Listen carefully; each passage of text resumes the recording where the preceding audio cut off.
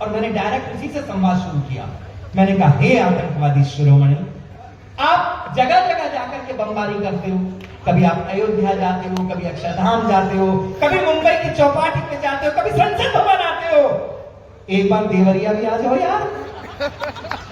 जो जवाब उस आतंकवादी ने दिया, अगर आप लोगों को सही लगे तो आगे से पीछे तक जितने हाथ अभी तक मौन थे, हमें आदेशित करना कि हम कोई सम्मेलन आरंभ कर सके। उस आतंकवादी टूंडा ने कहा कि सौरभ, कहीं भी आतंकवादी हमला करने के लिए हमें एक प्रक्रिया से गुजरना पड़ता है, देयर इज अ प्रोसेस। मैंने कहा, वो क्या? बोले, हमारा पहला आतंकवादी जाता है और एक भीड़ भरे इलाके में एक साइकिल खड़ी करके आता है। उसके आधा घंटे बाद हमारा दूसरा आतंकवादी जाता है, जो साइकिल में आरडीएक्स फिट करके आता है।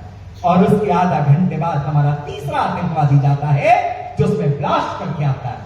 बोले, देवरिया में हमने कई बार साइकिल खड़ी करी।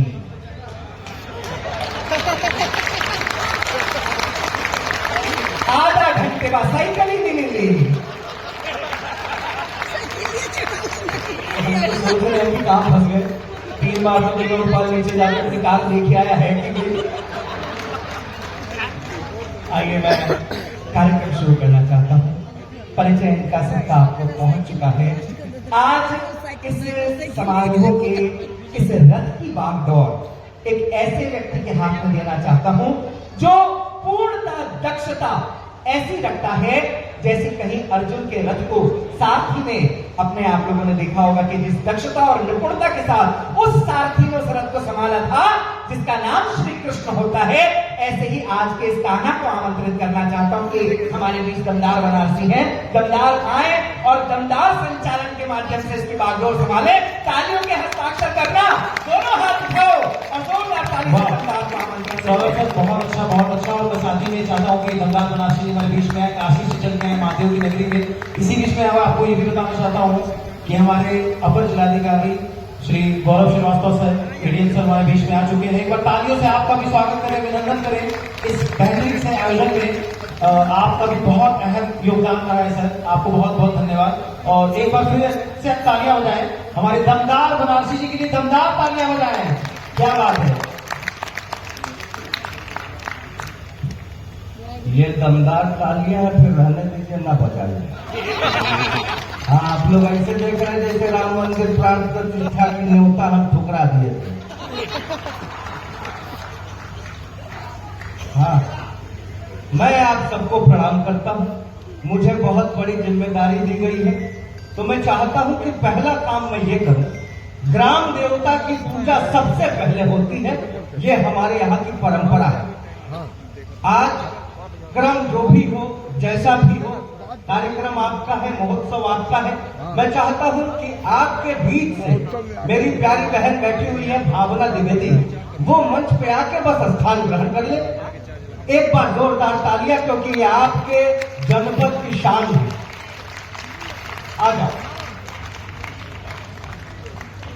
बहुत अच्छी कवित्री भी है। देखिए, आज का ये जो महोत्सव है, ये सिर्फ और सिर्फ आनंददायक महोत्सव है। आप यहाँ बैठे हैं सिर्फ मजा लेने के लिए। मैं तो साहब बनारस से आता हूँ। बनारस ऐसी नगरी है, हिंदुस्तान की आजादी की लड़ाई में जब पूरे देश भर में तिरंगे को बैन कर दिया गया था, तो बनारसी हलवाइयों ने तिरंगी बर्फी बनाकर अपना योगदान दिया था। इसलिए मैं अपने शहर में गर्व करता हूँ, महादेव की नगरी से आया हूँ और बाबा विश्वनाथ की प्रतिनिधि के रूप में आया हूँ। मैं चाहता हूँ मेरे माध्यम से बाबा का आशीर्वाद आप तक पहुँचे। तो एक बार जय घोष मेरे साथ हो जाए। ओम नमः पार्वती पतये हर हर महादेव।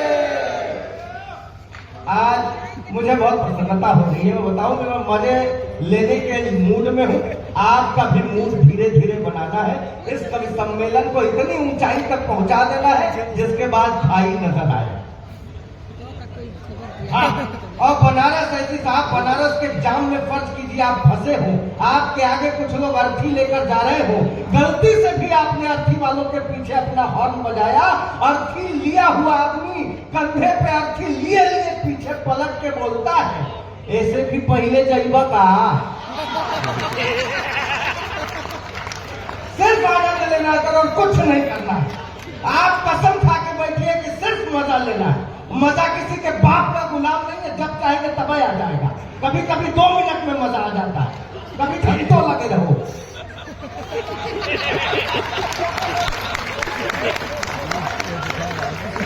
कर लेना है। ये हमें बुला रहे थे, कह रहे थे कि देश के कोने कोने से कभी बुलाए गए। मैं आपकी कसम खा के बता रहा हूं, मैं आज तक कभी कोने में नहीं गया। अलबत्ता मैं भी दुबई से होके आ रहा हूं। और ये क्या मतलब शहर की बात कर रहे हैं भाई साहब, शहर की बात कर रहे हैं। आदरणीय सौरभ जैन सुमन जी हिंदुस्तान के बहुत बड़े संचालक हैं, फिर भी पता नहीं क्यों मुझे दे दिया मंच कि माइक पे बेटा तुम आज तुम्हारी परीक्षा हो जाए। ये जब पहली बार बनारस आए थे तो इनको कोई समझा के भेजा था, बेटा पहली बार बनारस जा रहे हो, वहां नागा बाबा बहुत होते हैं, बिना आशीर्वाद लिए मत लो। अब ये गंगा में डुबकी मार के जैसे सीढ़ी भाई साहब आप भी हाथ खोलेंगे तो मजा आएगा। हमें कभी सम्मेलन शुरू करना है, मैं कोई कवि मूवी के रूप में नहीं, संचालक की भूमिका में, इसलिए जितने लोग हैं हाथ खोलना चाहिए। हाँ, और कुछ खुले ना खुले हाथ जरूर खोले। हाँ नहीं, वो भी खुलेगा धीरे धीरे। हम ये जब गंगा में डुबकी मार करके सीढ़ी कर रहे थे, साक्षात नागा बाबा के दर्शन हुए। ये लपक के नागा बाबा के पैरों में, नागा बाबा मुझे आशीर्वाद दो मेरा लिफाफा मोटा हो जाए, नागा बाबा मुझे आशीर्वाद दो मेरा घर परिवार सुखी रहे, नागा बाबा मुझे आशीर्वाद। नागा बाबा पैर झटक के हमारा छोड़ो यार, मैं कोई नागा बागा थोड़े न हूं। वो तो गंगा जी में नहाने गया था, कौनो मिला कपड़ा चुरा के भाग गया। धीरे धीरे खुलेंगे तो मजा है। आप देखिए कविता लिखना इतना आसान नहीं है।